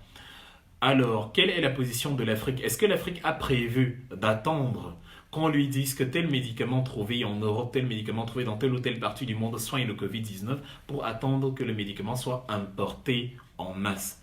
Si les voix se sont élevées pour dire la chloroquine soigne du Covid-19, à défaut de créer les médicaments en Afrique, que les médecins africains eux-mêmes commencent par effectuer, puisqu'ils sont reconnus par l'Office international, ou du moins les organismes sanitaires nationaux, ils sont reconnus comme étant des scientifiques, comme étant des médecins, comme étant du personnel santé agréé, qu'ils effectuent eux-mêmes des tests auprès de leurs patients, auprès d'un certain échantillon, communiquent les résultats entre eux, et ils publient les résultats dans des revues hebdomadaires ou bi-hebdomadaires ou toutes les 2 semaines ou une fois par mois pour montrer un peu l'évolution de leurs travaux. Et si cela est le cas, qu'on mette à disposition, voilà, les médicaments qui auront fait leurs preuves à grande échelle, parce que si le Covid-19 touche le Cameroun et qu'on trouve un médicament, ben tant mieux. Là, on pourra soigner. Je dis qu'on n'a pas les moyens de combattre s'il n'y a pas de médicaments. Maintenant, il faut, à côté de la confirmation de voir si certains remèdes fonctionnent, s'intéresser aux scientifiques africains qui ont déjà eu à s'exprimer sur le sujet. Monsieur Bakala Ekwalanga, qui est aussi en train de devenir célèbre en République démocratique du Congo et un peu partout en Afrique actuellement, a commencé il y a 8 ans. C'est des 8 ans. Comme les Africains n'écoutent jamais les leurs, bon, on l'a ignoré parce qu'il n'est pas européen. Si c'était un blanc qui en avait parlé, un européen, on aurait peut-être pris plus au sérieux. Monsieur Ekwalanga et Philomène Lungu, sa partenaire, ont travaillé depuis 2012 sur des traitements viraux à base de la chloroquine, parce qu'ils disent que pour eux, le Covid-19 présente les mêmes agents que le SARS, que Ebola, voire même que le VIH. Et comme ce n'est qu'un virus, bon, c'est pas le VIH en tout cas, comme c'est un virus de type SARS ou Ebola, les traitements sur lesquels eux ils travaillent, avec leurs procédures qu'ils ont découpées, bon, je ne suis pas médecin, vous irez voir leurs travaux, les procédures alpha, bêta, gamma et consorts, ils ont réussi à guérir des patients justement avec ce traitement, avec ces traitements à base de chloroquine et d'autres éléments, bien sûr, ce n'est pas que de la chloroquine, et ils ont un canevas d'utilisation. Ils ont commencé ce protocole-là depuis 2012 et au bout de 45 jours, les patients ne présentaient plus la moindre pathologie, le moindre signe, c'est-à-dire la charge virale était quasi nulle, elle était pratiquement indétectable. Donc, ce sont des chercheurs sur lesquels il faut se pencher. Quand on est africain, Paul Biya, il a fini de s'exprimer, qu'il appelle Ali Bongo, qu'il appelle Sassou Nguesso, qu'il appelle Idriss Déby, qu'il appelle Faustin Archange Touadéra, et qu'il aille voir le professeur Ekwalanga et lui demande, d'ailleurs Étienne Tshisekedi, Félix Tshisekedi doit faire pareil, comment se passe ton remède? Comment ça fonctionne? Est-ce que ton équipe peut faire des essais cliniques sur un échantillon de patients dans nos pays? Et voilà, dans le cas où ça marche, est-ce que tu peux nous produire le médicament à grande échelle pour nous, pour qu'on n'ait pas besoin d'importation du médicament occidental ou chinois ou que sais-je encore? Et il y a même un autre médecin africain dans le même sillage, monsieur Agon du Benin, qui justement ne s'est pas contenté de tester des médicaments préexistants. C'est-à-dire, lui, il a fabriqué le sien, cette année d'ailleurs, la pivirine, qui a été testée sur une famille française au Burkina Faso qui, à la mi-mars, a été contaminée, et le traitement leur a été administré selon des doses convenues, et aussi bien ces Français-là que leurs familles ont commencé à présenter des améliorations dans les jours qu'ils ont suivis, jusqu'à la guérison totale, tant et si bien que le virus n'était plus diagnostiqué dans leur corps. Évidemment, le danger dans le Covid-19, ce qui a d'ailleurs fait que dans les pays occidentaux, qui fait que les médicaments ne soient pas approuvés immédiatement, c'est que il est impossible de savoir à 100% si c'est le médicament X qui a soigné telle maladie ou si la personne a guéri d'elle-même. Gardez à l'esprit que le coronavirus, c'est pas comme le sida, et encore le sida ne tue pas systématiquement. Le Covid-19 ne tue pas les 98% des contaminés. Et même, c'est-à-dire, ça dépend des pays. Dans certains pays, comme en Allemagne, le taux de létalité est de moins de 1% ou 0,5%, même si en Italie, ça grimpe.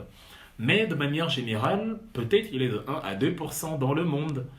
Donc, la quasi-totalité de ceux qui tombent malades du Covid-19 en guérissent avec ou sans traitement.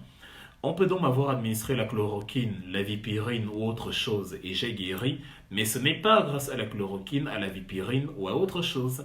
C'est grâce au fait que mon système immunitaire en a guéri de toute manière et avait prévu de guérir. Parce que la plupart d'entre nous, d'ailleurs je me dis que c'est même peut-être mon cas, avant le confinement, j'ai pris les transports en commun, j'ai voyagé, j'ai rencontré des gens, j'ai serré des mains et je ne sais pas pourquoi moi je ne suis pas tombé malade. Peut-être que j'ai porté la maladie sans le savoir, sans manifester des signes et j'en ai guéri sans même être conscient que j'étais malade. Si j'avais été diagnostiqué positif, peut-être que j'aurais fait un traitement à base de chloroquine ou d'apivirine Et ne voyant pas la maladie s'installer, j'aurais dit grâce à la chloroquine ou à un autre médicament, j'ai fini par guérir. Or, j'aurais guéri de toute façon. C'est pour ça donc qu'il faut multiplier les essais cliniques. C'est pour ça qu'il faut multiplier c'est pour ça qu'il faut multiplier les essais cliniques pour être sûr qu'on a testé un grand échantillon de personnes qui étaient vraiment malades et la maladie a fonctionné. Mais maintenant, vu qu'on ne perd rien du tout en essayant de toute façon, parce que, à supposer que la chloroquine ou la vipérine ne soigne pas, ce qui est sûr, c'est que la vipérine ou la chloroquine ne rend pas plus malade, surtout dans le cas africain. Parce que aussi bien le professeur Ikwalanga que Ikanga le savent, ou le professeur Agon le savent, la chloroquine, nous l'avons pris pendant toute notre enfance sous toutes ses formes. C'est-à-dire chloroquine, livaquine, tout ce qui a in à la fin, on a pris. Et la quasi-totalité d'entre nous ne peut pas dire qu'elle a souffert d'effets secondaires quelconques. Ce qui fait donc, même si ça ne nous soigne pas, non, si c'est pris à dose rationnelle, évidemment, parce que de toute façon, tous les médicaments ont des effets secondaires lorsqu'ils sont pris de manière exagérée. De toute façon, ça ne nous rendra pas malades. Donc, de toute façon, l'overdose, si on prend l'overdose, on va subir les effets secondaires que tout autre médicament subisse. Mais, si on les prend dans les normes indiquées et sur les recommandations de ces médecins, de ces scientifiques, en priorisant justement ceux qui ont pu travailler ici, parce que vous avez bien vu, vous avez bien dit, et c'est là où je vous donne raison, quand vous dites que on ne sait pas ce que l'Occident a prévu pour nous, c'est pour dire que même s'ils ont le traitement, rien ne dit que c'est ça qu'ils vont nous donner. Même si la chloroquine du d'hier a le soin, on ne sait pas si en important la chloroquine made in France, est-ce que c'est la bonne chloroquine qui nous soigne ou est-ce que ça va nous causer d'autres choses? Est-ce qu'on ne va pas nous sortir une chloroquine qui cause plutôt des problèmes à ceux qui vivent en Afrique pour dire, bon, l'Africain malheureusement est devenu trop faible et a perdu son immunité contre le Covid-19, ce qui a fait qu'il en est mort. Il en est mort en masse de toute façon.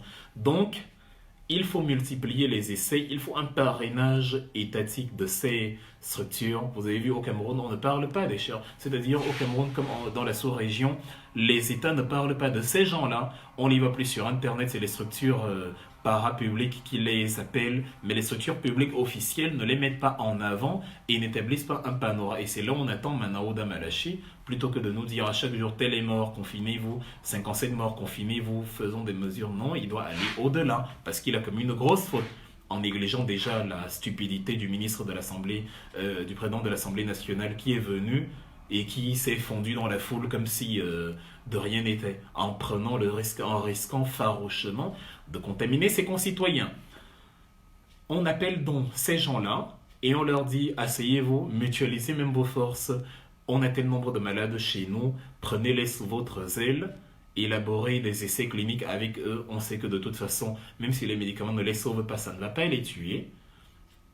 Et voilà, et à partir de là, comme l'échantillon est grand, on verra s'ils vont en guérir. Et s'ils en guérissent, on lance une structure de production de vos médicaments ici sur place à grande échelle pour nos pays et pour l'Afrique. C'est ça qu'il faut faire en aval quand la prévention, pour prévenir que la prévention ne marchera pas. Parce que dans la prévention, nous avons déjà commis de lourdes fautes en mettant la fermeture des frontières en retard. Il ne faut donc pas que depuis que nous préconisons fermer Yaoundé et Douala, on attend qu'il y ait 3000 cas à Yaoundé et 20 000 cas à Douala pour commencer à confiner quand ce sera à la quarantaine, quand ce sera déjà trop tard et que le Covid sera déjà à Ebolova, à Saint-Mélima et à Bertois. Donc, voilà ce qu'il faut faire dans un premier temps. Parce que l'Afrique a brillé par l'indignation, toujours l'indignation. On ne veut pas les bases militaires, on ne veut pas le pillage. Oui, mais vous allez vous faire piller si on n'a pas de structure propre. La France va continuer à vous écraser si, en dehors d'elle, vous n'avez pas d'usines qui sont capables de traiter votre uranium pour le transformer en énergie nucléaire. Vous n'avez pas d'entreprise pour transformer votre chocolat. Vous n'avez pas de compagnie ferroviaire indigène. Vous n'avez pas de compagnie ferroviaire, de compagnie aérienne, au point où vous êtes obligé toujours d'appeler les étrangers pour les voyages présidentiels. Vous louez un avion aux Émirats, vous louez un avion, vous louez les Israéliens pour vos formations. En fait, toujours sous assistance. L'étranger viendra toujours. Donc, plutôt que de se plaindre qu'ils sont en train de faire des vaccins, qu'est-ce qui coûte à l'Afrique de financer ses propres vaccins et de dire nous allons aller les tester en Europe? Parce que les États-Unis ont voulu acheter les vaccins de l'Allemagne pour l'Amérique.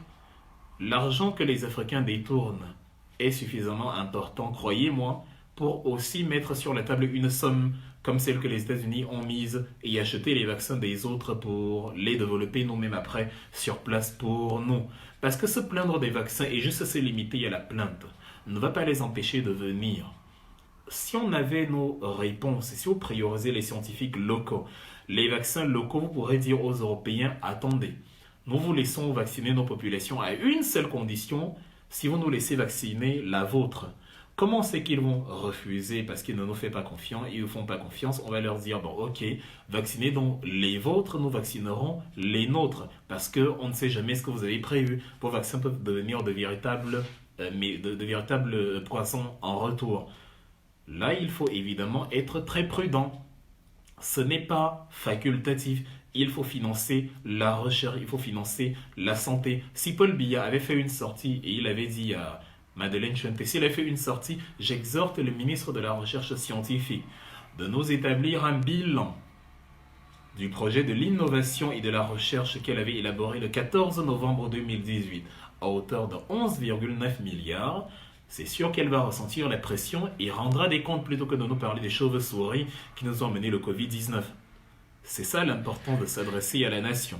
Parce que croyez-moi, même le Brésil de Jair Bolsonaro va se confiner bientôt parce que les morts augmentent, parce qu'à un moment donné c'est intenable, parce qu'il est le seul à pouvoir clore définitivement le débat. Tant que ce sont les États fédérés du Brésil qui disent confinez-vous, et que le président lui parle une autre langue, ben, il n'y a pas de confinement sérieux.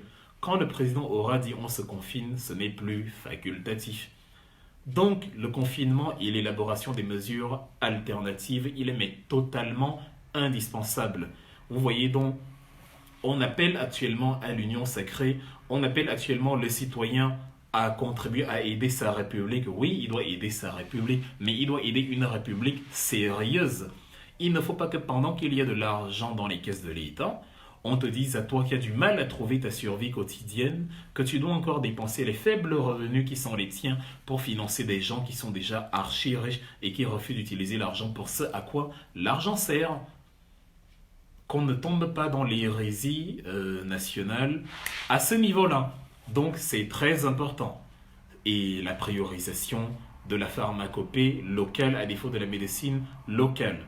Si on teste les médicaments de la vipirine ou de la chloroquine made in Congo, de Philomène et Lungo et professeur Bacala, on teste en même temps les produits africains qu'on appelle traditionnels, mais en fait ça ne veut rien dire. Les produits africains tout simplement.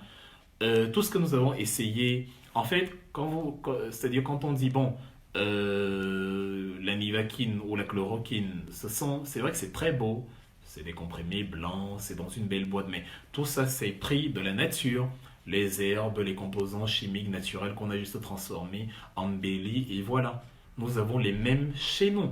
Nous avons exactement la même chose sur place. Donc, on peut tester aussi, sur un échantillon de malades, des médicaments traditionnels dont on sait par avance qu'ils ne conduisent pas au décès de la personne. Ça veut dire que si la personne meurt, c'est parce que la maladie, de toute façon, l'aurait emporté. Mais pas parce qu'on lui a donné le médicament, il en est mort. On teste donc des médicaments qui ne présentent pas de risque létal, mais qui présentent un risque de guérison. On les teste sur un échantillon précis, et si ça fonctionne, c'est un point de gagné pour la pharmacopée africaine.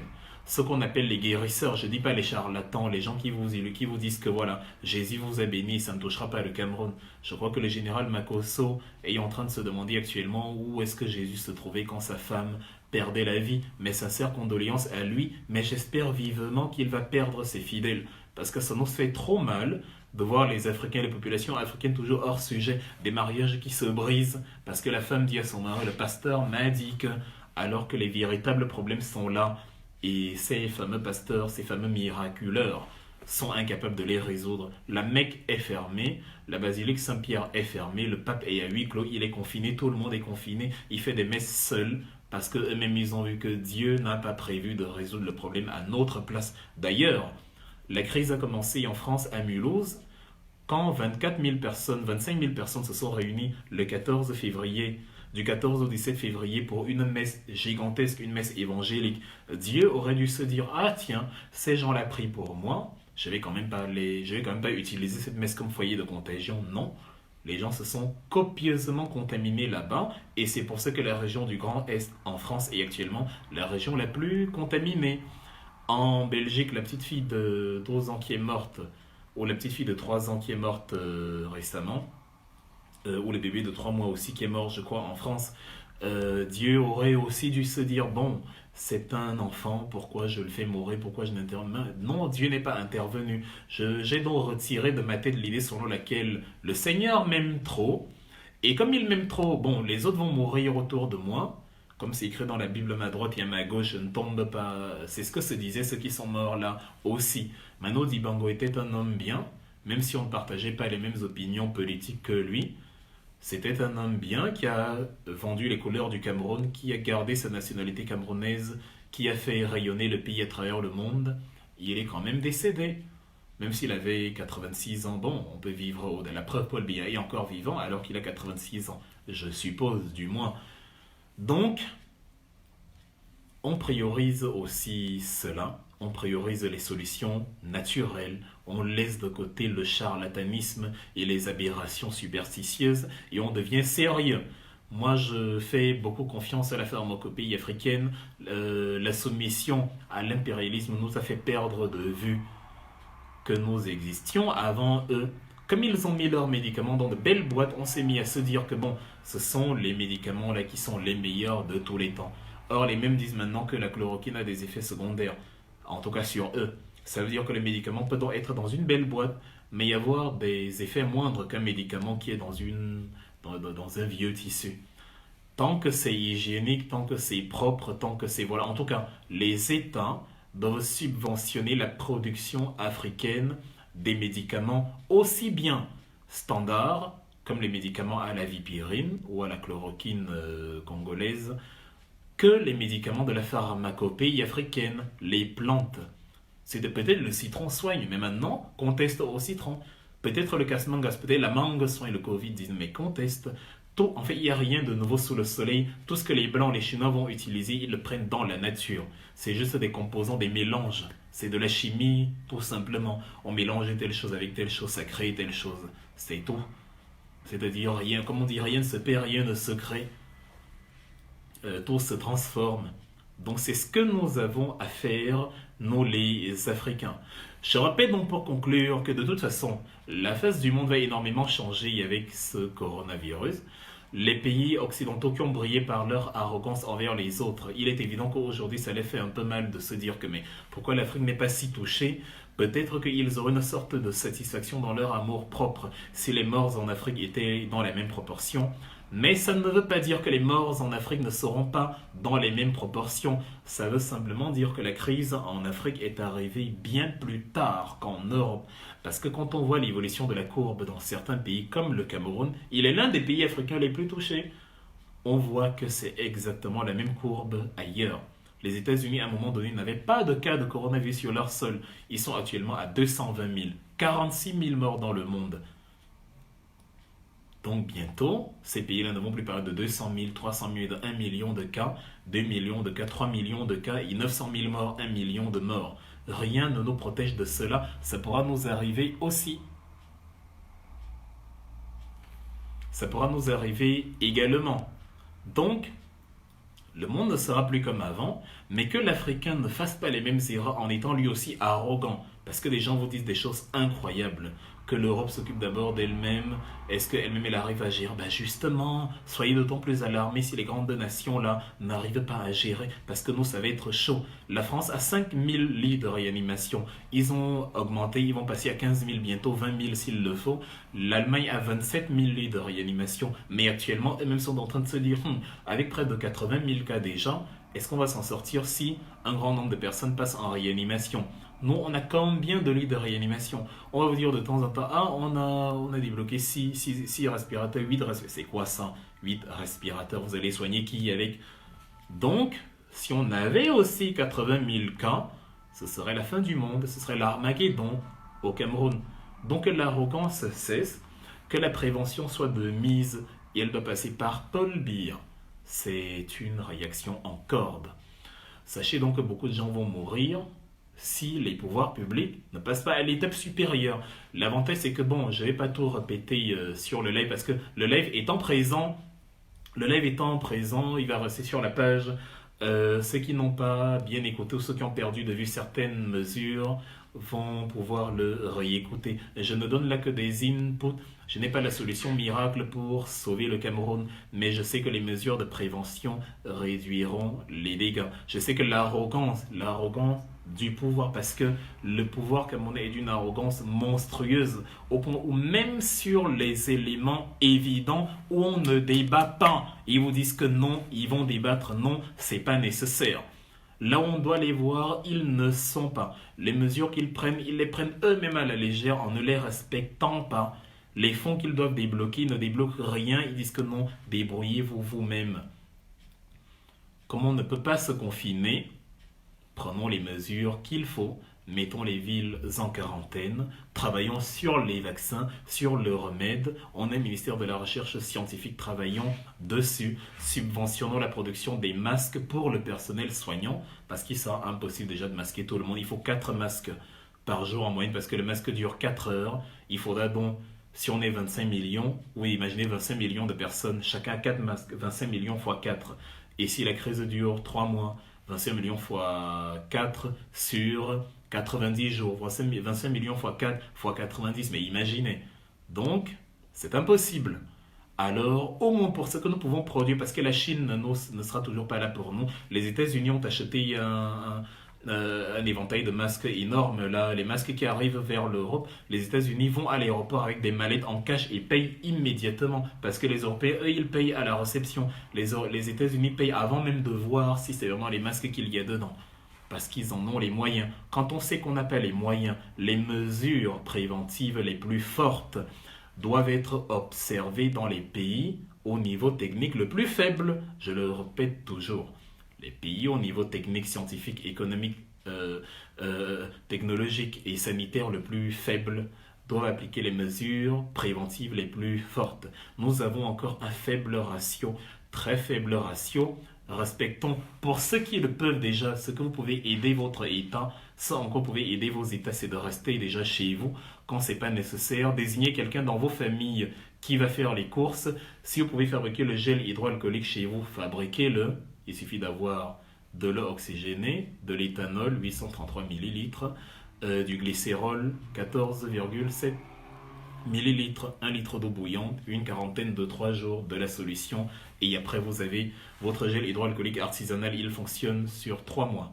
Maintenant, l'État doit, comme j'ai dit, subventionner et y accrocher ces gels-là partout dans les rues, s'il le faut, là où il y a les lampadaires pour qu'ils soient accessibles à tout le monde. Il y a 1000 choses à faire et l'État ne doit pas le faire dans un centre de vantardise en disant « Hey, tenez, regardez, on a fait. » Non, ce n'est pas pour les gens que vous faites ça. C'est pour éviter de mourir, c'est pour vous protéger vous-même. Le gel hydroalcoolique, le statement de Paul Biya, les mesures de confinement, les mesures économiques, les mesures de subvention de la technologie sanitaire, c'est pour la survie de tout le monde. Ce n'est pas une faveur que les uns accordent aux autres. Donc, je vais m'arrêter à ce niveau-là. Je vous souhaite en tout cas de rester en vie. C'est tout ce qu'on peut souhaiter. Je souhaite dans toutes les prévisions que nous avons fait pour le Cameroun, me tromper, parce que je n'aimerais pas avoir raison. Si j'ai raison, c'est que beaucoup de gens vont mourir et je vais perdre certainement des proches et je n'ai pas envie de perdre des proches. Peut-être moi aussi je vais y passer. Mais j'insiste à dire que la négligence et l'arrogance là-bas, là, au Cameroun, va entraîner une hécatombe faramineuse si rien n'est fait. 1 milliard, c'est ridicule, c'est une moquerie pour les populations. L'absence du président, c'est une exception mondiale. C'est-à-dire, c'est un cas unique sur la planète entière. Même Kim Jong-un s'est exprimé. Si Paul Biya est malade, bon, il est malade de toute façon. Il ne pourra pas se cacher longtemps, mais l'histoire retiendra pour ceux qui prétendent l'avoir voté, pour ceux d'entre vous qui prétendent l'avoir voté, un examen de conscience s'impose. Demandez-vous, est-ce que j'ai voté quelqu'un pour que quand ma vie est en danger, il est absent? pour qu'il finance des stades à 3000 milliards sans y aller et quand ma vie est en danger, il débloque 1 milliard et me demande de cotiser. Est-ce que j'ai voté quelqu'un pour que les infrastructures de quarantaine ressemblent à des structures de mort? Sachez que l'Espagne a réquisitionné des espaces publics pour faire des morgues. La France a réquisitionné à Rungis là, un espace pour faire une morgue parce que les morts s'entassent. La seule capacité que le Cameroun a, c'est d'enterrer le nombre de personnes qui vont mourir. Les hôpitaux ne suffiront pas, les morgues ne suffiront pas. Donc, il faut au moins que les mesures préventives suffisent et que l'arrogance soit diminuée. C'est une guerre sanitaire, ce n'est pas la première, ce n'est pas la seule, mais n'ajoutons pas aux crises qui sont déjà là une crise supplémentaire. C'est en tout cas la première de notre génération dans cette envergure. Nous n'étions pas là au moment de la grippe espagnole. Sur ce, je vais pas chercher une phrase pompeuse pour terminer ce direct. En tout cas, sur ce, je vous souhaite une excellente fin de journée, un excellent jeudi. Et je pense qu'on est jeudi, oui. Un excellent début du mois d'avril. Et une excellente santé à vous. Et je vous prie de commencer maintenant à regarder les choses sur l'angle rationnel plutôt que par amitié, par conviction, enfin par convention politique. Vous mettez à accepter tout, même ce qui peut vous causer la vie à vous, parce que vous croyez que vous répondez dans une sorte de guéguerre infantile à d'autres personnes. Voilà. Bon confinement, restez solide, restez concentré, appliquez les mesures que vous pouvez y appliquer, ne sortez pas bêtement. Comme j'ai dit, une seule personne pour aller faire les courses, sortez quand c'est totalement nécessaire. N'appelez plus les go quand vous êtes dans les hôtels parce que ces go-là vont voir plusieurs clients et ces clients ont des familles qu'ils vont contaminer, vous allez les contaminer, elles vont vous contaminer. Bref, il faut un sérieux de la population en parallèle du sérieux étatique. N'imitez pas Paul Biya. Si votre négligence s'ajoute à la sienne, le chaos sera total. Au moins, vous aurez diminué les dégâts de 10%. C'est mieux que d'avoir une hécatombe à 100% parce que l'administration n'aura pas fait ce pourquoi elle a été élue. Voilà, je vais mettre un terme donc à ce streaming et vous souhaiter une excellente fin de journée.